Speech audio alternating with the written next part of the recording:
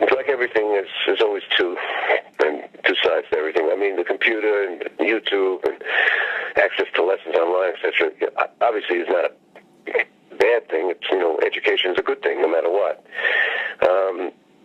It makes it more difficult for somebody to stand out and make a living doing these things. If somebody's has a music site that they, like I'm on a few sites giving lessons and so forth, some of them do okay and so forth, but it's a glut now. There's so much. And it's because of the playing situation. I mean, the talented kid gets out, he looks at the scene, he sees he can play for $50, $100 a night in New York once in a while, and New York Center has more than anywhere else. But making a living is probably not going to happen until, in the 20s. It's not the main concern, of course, but they start thinking about, let me start a site. Master classes, we'll offer lead sheets, sampling, whatever, So there's a lot of entrepreneurial business going on, which is very good. On the other hand, the actual aspect of being an artist means that you're physically involved on some kind of, I'll say daily level, hopefully, with actually doing what you do, which is playing an instrument. That's what you went to school for. You do note, and you're right about this, 40, 50 years ago when I was coming up in the 60s, in my formative years, there were no schools in New York City for jazz. There were few in the country, the usual suspects in North Texas, Miami, Berkeley, of course. But now, one of the activities I'm involved in is an International Association of Schools of Jazz, IASJ, also on my site under education. And that's a worldwide organization I started up 27 years ago, where we meet once a year, and we have people from 20, 30 countries come, et cetera, et cetera. So seeing that now compared to the way it used to be makes you say, well, what is the crisis? We have more schools. And, on one level it's true. And there are more educated jazz musicians walking the planet now than there ever were per square inch. But being able to do it, the record business that you interviewed McLaughlin about, where he talked about it, and that's a very important keg in the wheel that's now gone, basically gone, in the sense that you could get a contract, you might do 3 records over a 2-year period, you might get an advance, but you certainly got some support, public relations, et cetera, and that's almost completely disappeared now. It's up to the individual to do what they can to get their music out there and have a few people hopefully hear it on Facebook or something like that. So that it's really a big difference between supply and demand, and the good sides, the good aspects, and the not so good aspects about what we're talking about. It's pretty wide in between.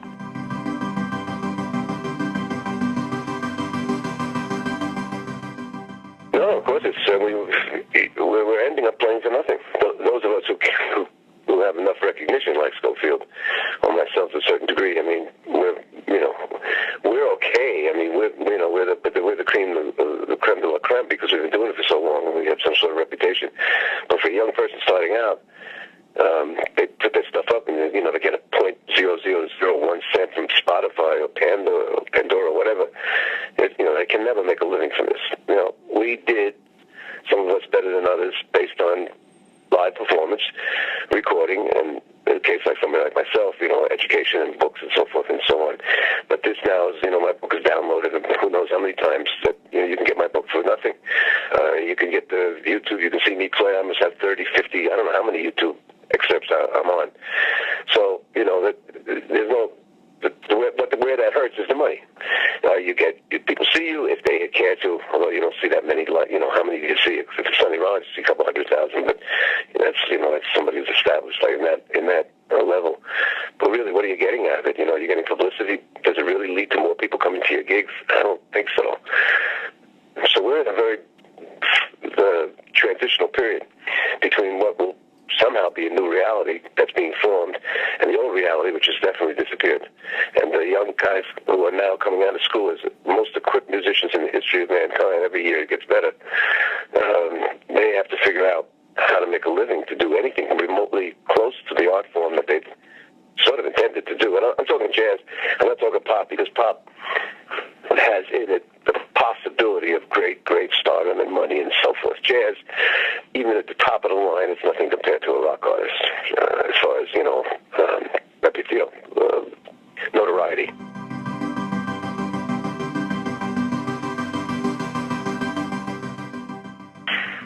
Yeah, entrepreneurial, and use all the tools that are available, and spend 6 to 8 hours on the computer every day. there are people doing commerce in some way. He's read about all that, and I would definitely put in luck, because you stand out in the crowd of everybody else who's been through the same education you've been through. That's a big challenge, because there's hundreds of students graduating in about 4 weeks, playing tenor saxophone, let alone everything else, worldwide. There's no way they can be supported. I mean, even if things were good, even if there were still record companies and there was still some sort of public interest in jazz, it would still be a very difficult situation because of the supply and demand. There's just too many musicians walking around the planet who would love to do this, because, if you ask anybody, would you rather work in a factory or, have your head at a desk for 8 hours a day, or go out and play the saxophone, or sing or do something? I mean, it's obvious what somebody's going to say. So in a middle class or upper middle class milieu where money is not, excessive, but bare enough, you can afford to try to live your dream. And that means that we have hundreds of saxophone players from middle and upper middle class graduating in June with no place to go to ply their arts. And so if they can figure out a way to get by, like Ralph is referring to, well, it's all, good for them, but that's the rarity, and that's a very difficult path. I mean, difficult in the sense of time-consuming, and the rewards to play for 30 people in an audience. I don't know if that's, how rewarding that is after you're 28 years old or 30 years old.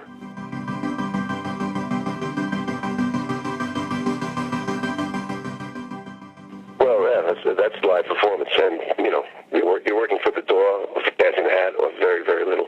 And you can't make the club owners or the club structure the enemy, because they have incredible liability and bills to pay and so forth. And even if they're a hole in the wall, I mean, if you're in a place like in New York City or Boston, even Chicago, San Francisco, L.A., etc., real estate is at a premium in a major city, in a major downtown area where a club should be. I mean, otherwise it's going to have enough trouble just having people come in any case.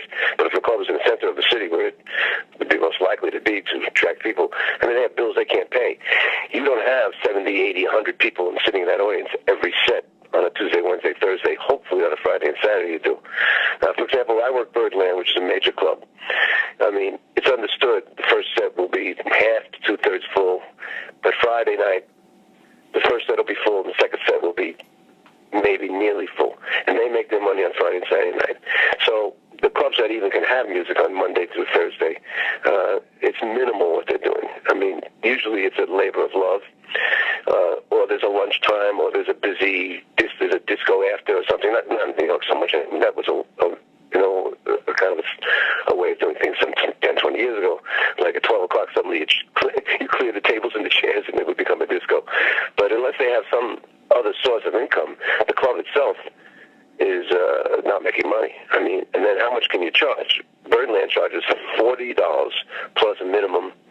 So you're looking at a minimum of 60 to 70 per person to hear one set of music. And if you stay for the second set, you still have to do the cover, but you waive the admission. And if they're empty, they'll say you can stay. Most people don't, because people don't stay out as late as they used to for a variety of reasons, etc. So who can afford $40 to $50? Tourists. In a place like New York, there's enough to go around to have a decent house, maybe, and certainly on the weekend to have a full house. Little clubs, I mean, 30 people, 20 people, mostly friends of the musicians. So the source of it almost completely gone, except at the extremely high level of, getting notoriety. And that is another source of income that's just existing.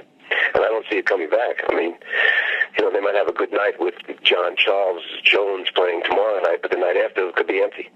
So it's an economic problem, and it's this problem of the urban situation now, which is that the downtowns of a lot of cities, if you're going to be there, you're really going to be paying premium prices for your rent and for your insurance and for your liquor and for your staff.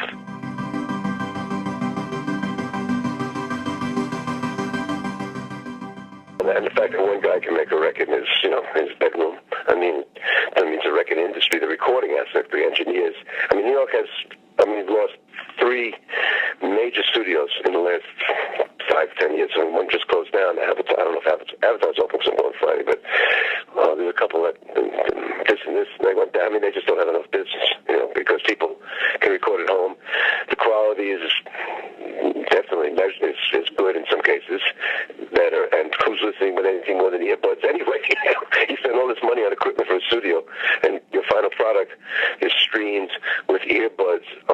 iPod or iPad or computer. I mean, it's absurd. So this whole business, even of the recording aspect itself, that's almost a complete sham, because you really don't need a big studio anymore unless you can afford it. And it's nice to have the catering spread out at table. It makes you feel professional. But the truth is that part of the business is pretty much over, except for home recording. So we look at it: publishing being pirated, streaming, which means .00 per play if you get that.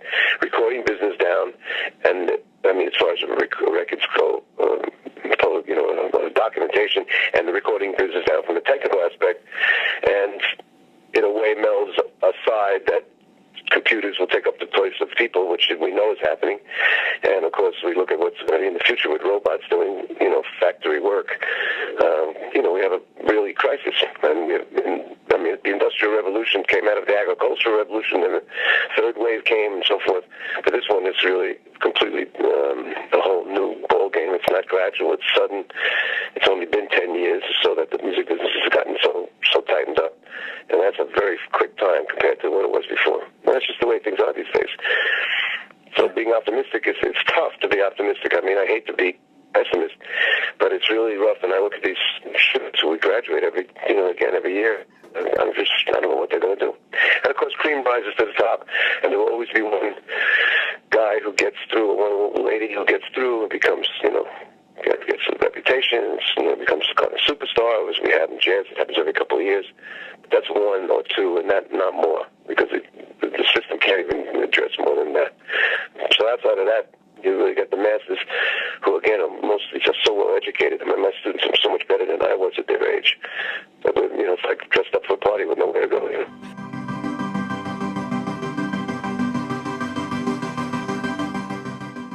Well, the educated, look, Schoenberg taught, Stravinsky taught. I don't know if they're in USC or whatever, but I mean, artists have always had to, for the most part, not superstars, but artists below that level of stardom have always had to, or would, go into the academy, and from the positive standpoint, spread what they know, and from the other standpoint, make a living.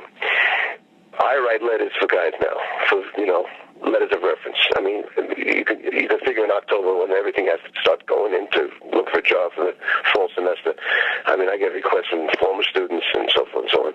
I mean, I can tell you that a job in Dayton, Ohio, being an assistant saxophone professor in jazz, there's probably going to be 20 guys lined up for that with master's degrees and more, because they don't know what else to do. They go on for a doctoral degree, and that's a $45,000 or $52,000 fee salary.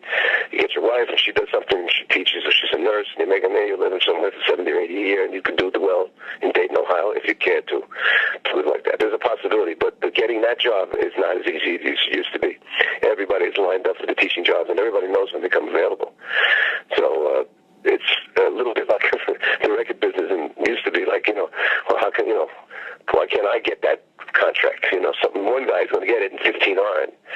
And this is kind of what's happening with teaching. So when people say, as a kind of cliche, well, I can always teach, I wouldn't take that for granted anymore. And it's always been this way, the conditions of, getting a job and then standing online, but not to the degree that we have now.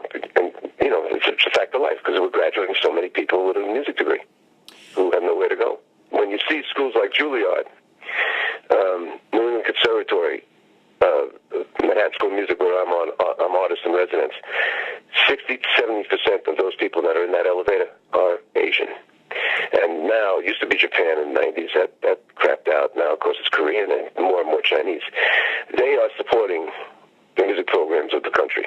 It's a fact that nobody wants to admit, but at the highest conservatories, they are, because they can afford it. Their dream is to be in New York or Boston or whatever, Chicago, whatever. And it felt like they're going to go out and get the job. A violin player may, audition for third chair violin, something like that. But they're going to go back to Korea or China, something like that, and open up a little music school and teach. In that case, there might be more opportunity because it's not inundated like it is here. But the teacher's saying it's always been this way. In principle, it's always been this way, but not in scale.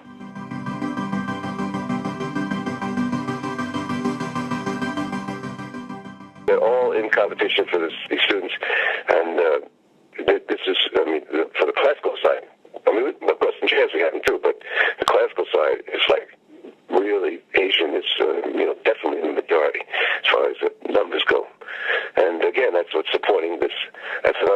that the education thing appears to be still growing and so forth, because somehow these Asians, and again, more and more the Chinese are coming in. All you need is, 20 new students a year, and you're doing good. And the music program has 80 to 100 students. You're cool. You're at full tuition. They don't need scholarship. They're not necessarily going to get it. They don't hardly even speak English, and they're supposed to, take a test for English, TOEFL test, and everything. But it's bullshit. They want their $60,000 in the pocket in schools. So that's a skewed kind of what's the word?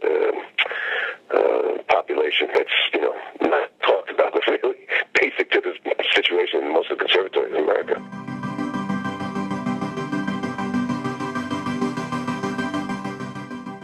If you look in the long run, how can something survive if you don't make a living from it?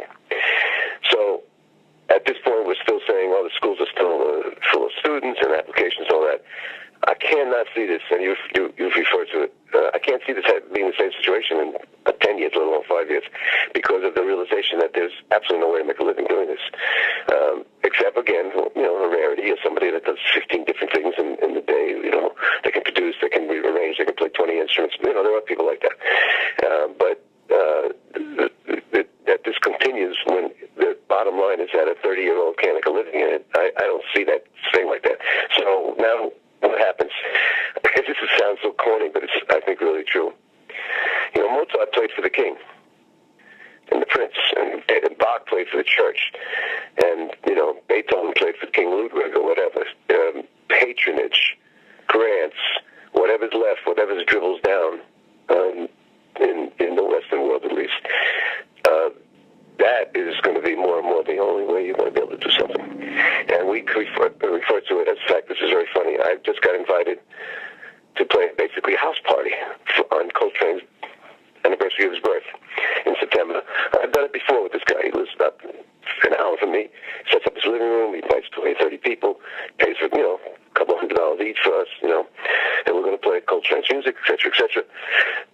I mean, we're back to patronage from the upper classes, or from the government, which in our case is going down because we have this wonderful thing happening. And the Indian musicians who tour America, basically outside of, really well known in a big city like New York, where a guy like, really well known Indian guy can fill up town hall. For the most part, they come to somebody's home. They stay for 2 days, 3 days. They get treated like kings. They play for 20 or 30 people with a wonderful Indian dinner, and they make maybe $1,500, $2,000, maybe more. And they do a tour of houses. So they go from New York to Atlanta to Chicago to Denver, because Indian population's everywhere, and the Indian people like to be able to have this music and reminds them of their upbringing, blah, blah, blah. And they're not going to be playing in the local jazz club, and they're not big enough to be playing a big hall in a particular city. So are we going to go back to that in jazz? I don't know. But patronage will be, I don't know. I think it's the only way if anybody will survive. But that, of course, doesn't answer the question at all. It only answers the problem, which is how do you make a living when there's no living to be made?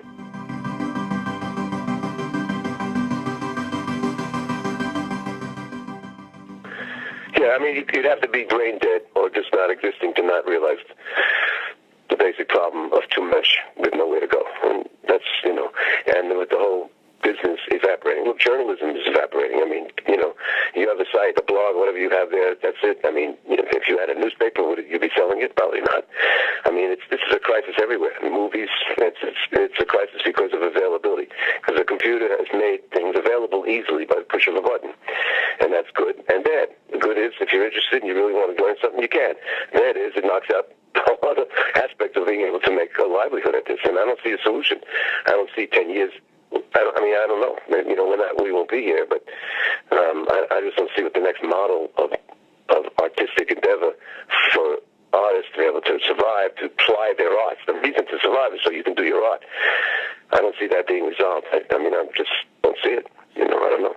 Again, we don't know what the future will bring, but did they talk like this in 1700? They probably did. Right. But, again, in that way, yes, it's always been the same, but it's the numbers that really skews things in our time.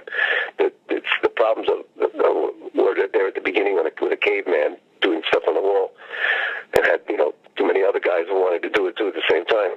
But we're talking scale way beyond imagination now of talent. If in the Western world and increasingly in the Asian world, and next as soon as Africa gets up to par and they get their refrigerators and cars together, they're going to come and they're going to want to play also, because everybody wants to do that.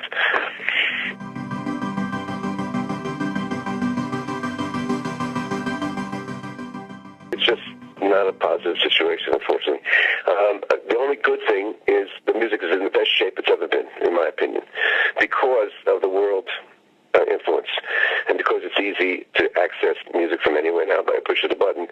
This has made jazz, actually it's given jazz a new life, because in a certain degree, if we had a certain discussion, we could say that we're at 100 years now of jazz, officially, because that first record was made in 1917, so this is considered the centennial, I guess.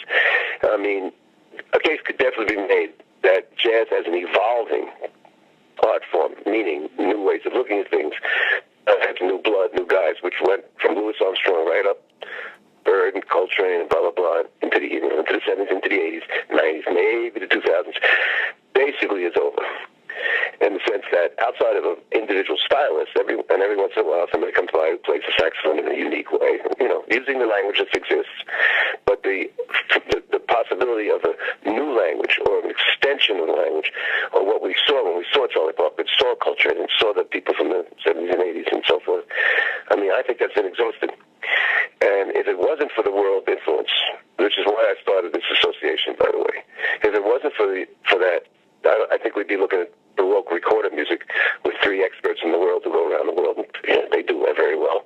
But that's it. I mean, if it wasn't for that, I don't think we'd have the music as vibrant as it is now. So that's a good thing, because the mixtures can only result in new combinations, and some of course not great, but some very good and so forth. So I'm very happy with the state of music. Just the business is dismal.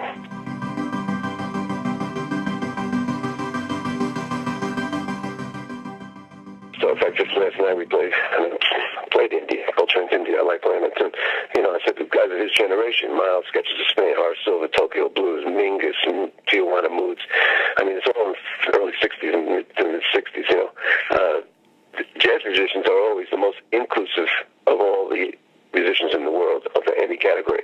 I mean, they're the first ones to say, come on in, show me something, we'll co-opt it, do what we can with it. I mean, pop music in a way had at the beginning, Church, and Elvis Presley came from the Baptist side, blah, blah, blah. So of course we made that rock and roll was a fusion, and everything is a mixture. But in this case, the reflection of the world thing has just been a really positive thing for the art itself. What they can do with it, I don't know, but this is the best thing happening at this point is the music itself is in good shape, I believe.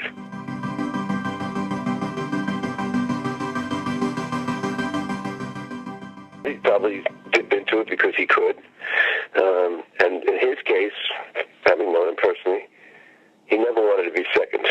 So his ego and self-centeredness, which worked to the good of the world, because he did turn out some great shit for 50 years,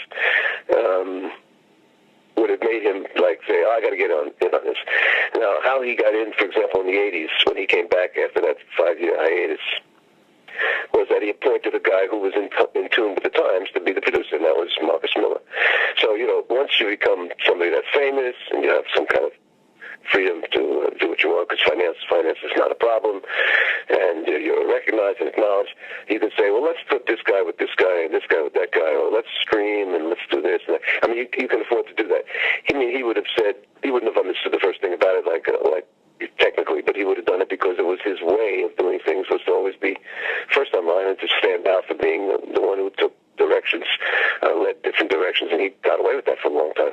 In his case, he would have been interested in it, in at least peripherally, if not technically. I don't see him ever getting past, never pushing a button in his case. But he's an exception because of his personality. If you say Sonny Rollins, if you said if John Coltrane came back, what would he say? He'd probably say, good for them, but I'm going on my own way. Which is all we can do. I mean, I look at it that way. I mean, I'm 70 years old, and I have what I have left. But to me, it's like the only thing you can do is be yourself. Hope that somebody enjoys it, and that you can continue to support yourself. I mean, it's pretty simple, really. And I'm fortunate, very fortunate, that I've been, my career to have been what it is, and to be in a situation where I can at least still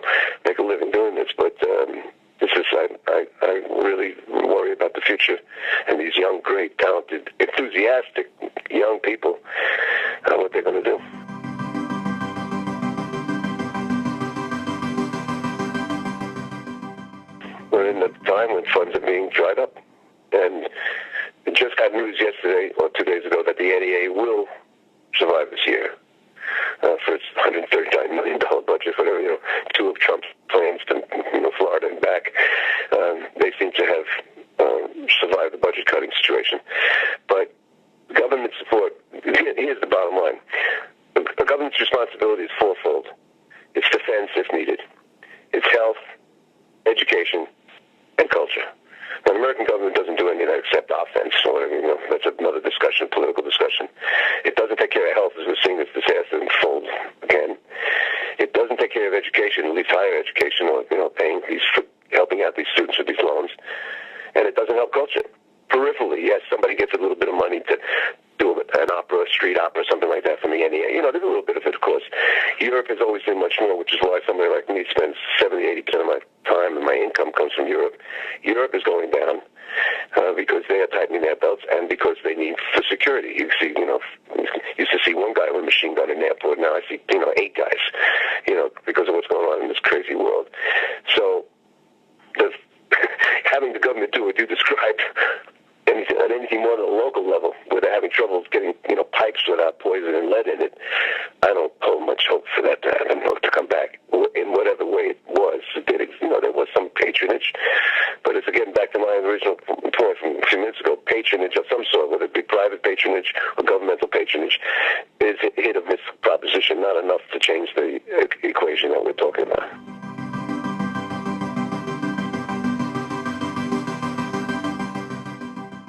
I just did a lecture to some guys starting musicians. What's this acronym? MNF, musicians to get paid. Some guy is really trying to do something. I went and talked to 10 people, they wanted to use me as an example, somebody who's made his living playing artistic music his whole life. How did he do it? Blah, blah, blah. Okay. There are little things like that. The union is not equipped to do this. First of all, the union is basically, what can unions do these days? There's no rules. The union tried to make jazz clubs in New York City have minimums, and it was a complete disaster because these guys just exist independently. They don't care about the union. And they're not going to put up the union a line outside that you can't walk through a picket line. It's not going to happen. They tried it, and guys would go and say, "Okay, I'll come back in an hour. You'll be gone." The union it's archaic. The union, but the idea of musicians working together, of course, is always possible. And always a positive thing if you get a group of guys together to try to move things in a good direction. Education, still go out to the schools. The things on that level still happen. But for it to change the equation, I don't think so. Yeah. Well, just, not enough. Just good and positive and well-meaning folks, but not enough to change the equation in a given city or let alone in the whole situation.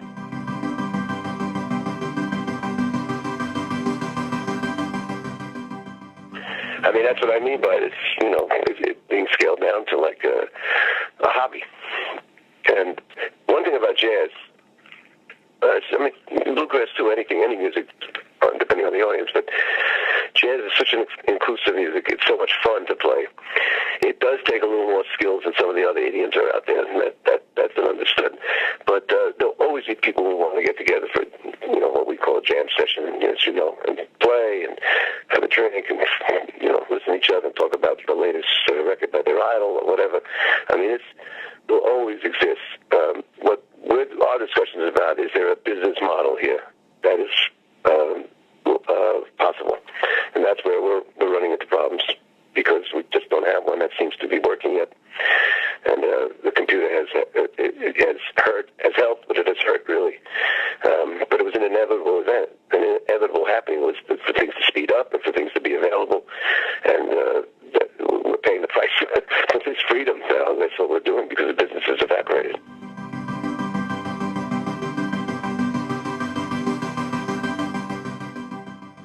That's the economic situation of a jazz club, except on a larger scale. It's just too much money that only certain people can afford. So that takes it out of the hands of the common guy. The guy who's just a musician. He's not privileged. He doesn't have a lot of money behind him. He's just a good player and everything like that. And he's just waiting for the phone to ring. It's not going to happen.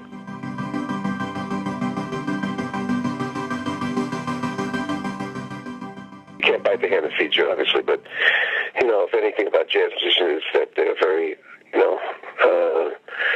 individuals with a strong will. And I always figure if anybody's gotten into jazz, it already makes them special to me. Because the rewards it's on the wall. Even if we had this discussion 20 years ago, when most of what I'm talking about wasn't existing, the record business was still not ripping off books online, et cetera, et cetera. I mean, we'd be talking about something that's about a music of individual people who believe in what they do and are, disciplined enough to bring it to fruition, to become a stylist. And when we say the name Joe Jones or Joe this, we say, I know what he sounds like. I have it in my ear. I can hear it. People who have to express themselves will find a way. Will it be the format that we've been used to for the last 50, 60 years? That's the question right now. We don't have an answer to that. If you have a chance to go to my website, under educational articles, there's one particular one called Beyond the Music, where I try to paint the picture of the positive aspects of getting a jazz education, regardless of where you may end up. Just the things you're expected to do, and cooperation, individuality, discipline, etc. But the actual, from the vocational standpoint of people working, getting jobs, and being able to play their instruments, that's definitely getting less and less.